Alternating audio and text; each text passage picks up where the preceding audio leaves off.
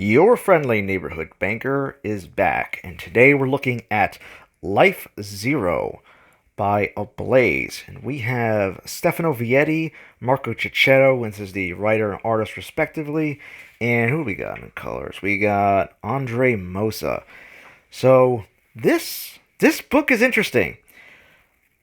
Really great stuff about it, but there's a few things that just seem a little off, and it's not meant to disparage the book. It's just, for me, there's a few things that either I'm not getting or it's falling flat, or, so if somebody has any comments of maybe how I'm misreading this, please let me know.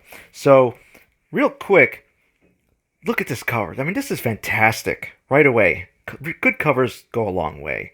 So it kind of looks like, oh, this guy is hanging out, and these folks are hanging out, and there's this blood moon or setting sun in the background. Oh, nope, that's a skull. So I just love that imagery. It is so good. And I think it's so important that your cover and first page really suck you in. Because especially nowadays where a lot of times the covers don't match the interior art, people need to look right in your book and right away get captivated. And by God, the pencils really do that. So as soon as you flip this open, I mean, just look at that line work. Pulls me right in. Immediately, I want to know what's going on, who this guy is, what's going on here. So we have excellent line work in this book. And then we have, the presentation is a little odd because you have this amazing line work in this book, and at the same time, you have these panels that just seem like empty space or wasted. It's a little odd. So let me jump to the dollar page here for a second. So you'll see, like, you got all this stuff going on, right? And you have this panel. Like, what is? I get that you're showing me snow, but you're showing me snow in other panels. So I get that it's snowing, but I'm not sure what I'm supposed to be getting here. And it's not like the only part of the book where, like, there's another panel like over here which just. Am I supposed to be putting on special glasses? Like, was the comic store supposed to hand me something with this? Is this like Magic Eye? That scene? Excuse me, Mallrats. That scene in Mallrats where the guy is just sitting there all day in the mall, just staring at the picture, hoping to steal a sailboat? I feel like maybe there's a sailboat in these panels I'm supposed to be seeing, and I just don't have the eyes for it, or maybe I can't cross my eyes well enough. I don't know. There's a few things like this in the book that throw me off a little bit, but here, let's keep this moving. So, one thing that's also a little odd about this book is there's no like real sound effects, and I know there's kind of a trend in some books these days where they're trying to keep sound effects because it sounds like the old 1960s Batman boom whap pow whatever is seen as kind of lame, but things just seem kind of empty.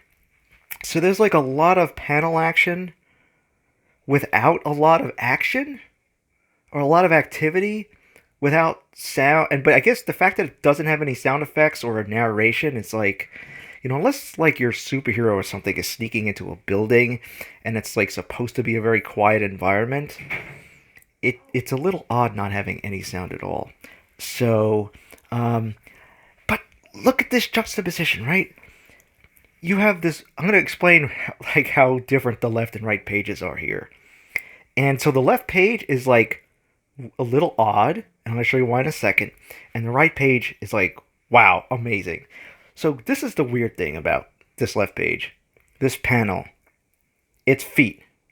It's feet in snow. It's like, is there something about these feet or these boots or shoes that I'm supposed to be getting out of this?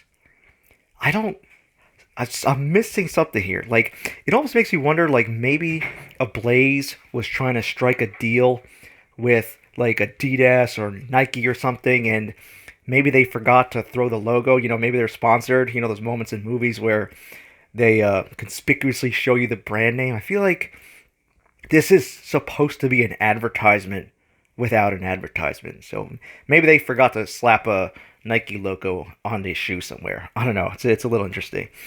Little odd. But look at this. This panel is like the opposite. It says so much without any words. So you have this gorgeously rendered wrecked car, and this person walking up to this, like, guess movie theater, and look, it says Headshot is the name, and you can see all the tiny little posters in the window there. This is not only great to look at, but there's so much being said in this one panel. Like, this is how you do a panel. And I'm not sure that's exactly how you do a panel. Just the fact that there's a movie called Headshot is kind of telling you, hey, we're drawing you into some kind of maybe zombie-like story here. And then as you get close up, the person walks up, and there's a movie called Headshot, and it's got the credits and the thing, and the woman takes her hood off, and that's really cool. I'm interested. You're telling me about the world just through pictures here in a way I don't feel like that's quite going on over here. So let me jump into some good stuff. Come on. That is freaking gorgeous. Terrifying. Terrifying. But what I like is terrifying in different ways. So like this really looks like someone who was recently deceased, and this is someone who's like that person, they're just really gone. Like, this dude has had a bad day. This dude has had a bad decade. Let me tell you, they have different life stories here. But I just love this shot. Like I said, the colors, the inks, the pencils on this book is really, really good. But let me show you what the best part about this book. This is the best book I've ever seen in representing gunshots and like collateral damage, or just damage, really. Like, look at that. Guy gets shot in his head, and just look at that splatter. Like, you can see the velocity almost through the page. And just look at these gun blasts. The guy sees like these sparks just flying out of the weapon, and all this stuff is going on.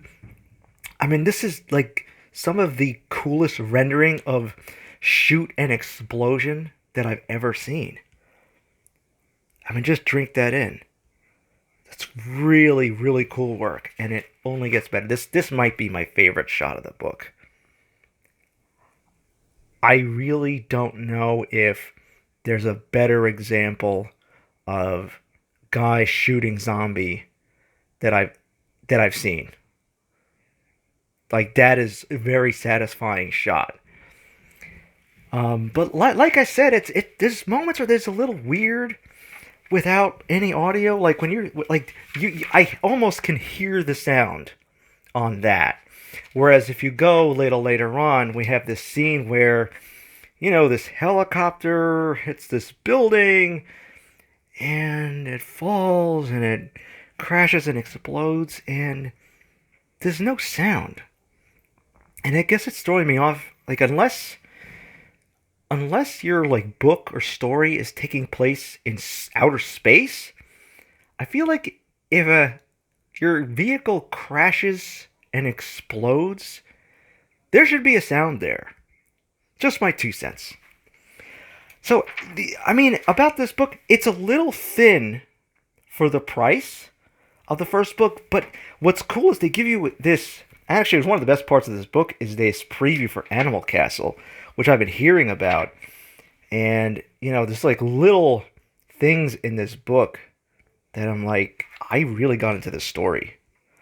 So I think it's worth the price because not only is it an interesting beginning story of the actual book of Life Zero, but it's kind of worth it just for the Animal Castle preview. Like, now I really want to buy Animal Castle. And I think if their next book has either the same like amount of content for Life Zero plus more previews of newer books coming out, or they fill up those preview pages with other actual material, I think it would definitely be worth the price point for this. So that's my 2 cents. If you could do me a favor, I'd love your recommendations, suggestions, anything you might want me to look up or review. and give me a like, subscribe. I'll see y'all later.